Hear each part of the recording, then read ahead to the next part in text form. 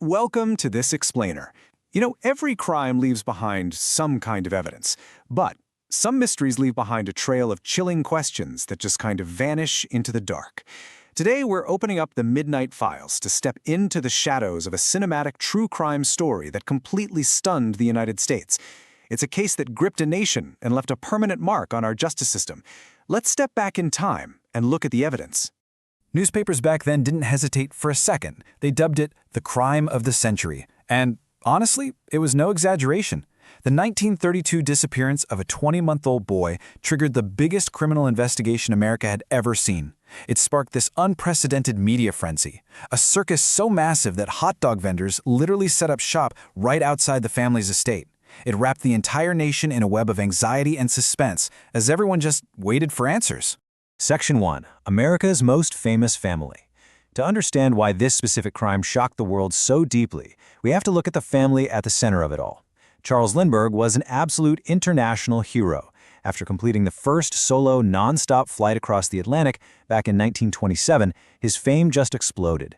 By 1932, he and his wife Anne Morrill Lindbergh were easily among the most famous people on the planet. But behind all that untouchable fame was an incredibly vulnerable victim. Charles Augustus Lindbergh Jr. was just 20 months old.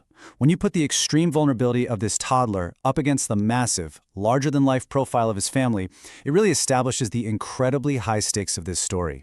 In a single night, this family's most precious joy was targeted by an unseen threat. Section 2. An empty nursery. The chilling events actually unfolded on the evening of March 1, 1932. The family's nurse walked into the second-floor nursery of their New Jersey home, just expecting to check on the sleeping toddler. Instead, she was met with a terrifying reality. The crib was completely empty. The child had just vanished into the cold night. But there was a concrete motive here, and it was monetary. A handwritten ransom note left at the scene demanded exactly $50,000. That note instantly transformed a terrifying disappearance into a calculated extortion plot. The kidnappers were demanding an absolute fortune, and the clock was already ticking. Out in the darkness, physical evidence started to emerge. A homemade wooden ladder, broken in one place, lay near the house, which was presumably used to reach that second-story window, alongside that initial $50,000 ransom note. Authorities immediately started dusting for prints, tying these early threads together in a desperate attempt to trace whoever had climbed into that nursery. Section 3. The tragic discovery. The narrative really quickly shifts here from a localized crime scene to a desperate, massive national search. The entire country was gripped by this terrifying reality. Frantic ransom negotiations took place in the shadows, actually utilizing newspaper classifieds as a secret communication channel, as the desperate family pleaded for their child's safe return. So the nightmare began on March 1st. For 72 agonizing days, a massive, nationwide search totally consumed law enforcement and the public. But then, on May 12th, the unimaginable happened. The child's body was discovered in a woodland area just a few miles from the Lindbergh estate. Tragically, medical examiners concluded he had died shortly after the kidnapping. He never even survived those desperate months of frantic ransom negotiations. It was a devastating blow, not just to the family, but to an entire nation that had been hoping against hope for a safe return. The case instantly pivoted from a rescue mission to a hunt for a killer. Which brings us to an incredibly suspenseful question. How do you catch a ghost in 1932? The perpetrators had slipped away into the night, leaving behind a dead child and cryptic clues. Law enforcement had to pivot. They needed to utilize brilliant, pioneering investigative techniques to track down whoever was responsible. Section 4. Tracking the marked bills. Now this is where the investigation gets truly fascinating.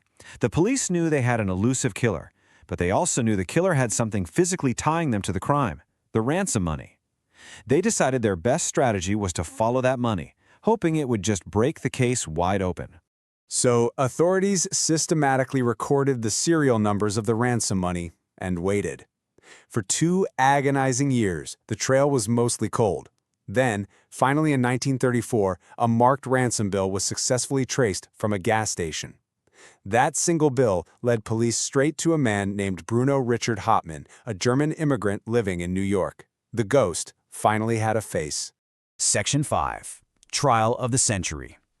Hauptmann's arrest shifted the intense focus from the gritty streets right to the glaring lights of a highly publicized courtroom. I mean, it became an absolute media circus. Hauptmann faced mounting, devastating evidence, all while adamantly maintaining his innocence and denying any involvement whatsoever in the terrible crime. But the prosecution built a damning case.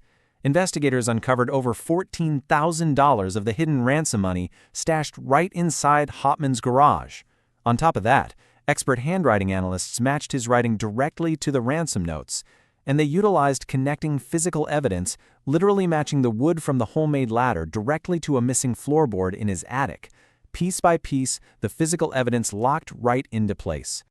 The jury's decision was absolute. Bruno Richard Hauptmann was found guilty of murder. He was sentenced to death and executed in 1936. Now, it's important to note that while debate still flickers among some historians today about accomplices or how the investigation was handled, the conviction itself has never been overturned. Section 6. A lasting legal legacy. So we have to ground ourselves in why this case still heavily matters today. We're shifting from the heartbreaking tragedy to the permanent historical and legal impact this single event had on American society. Because the shockwaves of this crime forced the entire nation to adapt. You see, this tragedy birthed the Federal Kidnapping Act, commonly known today as the Lindbergh Law.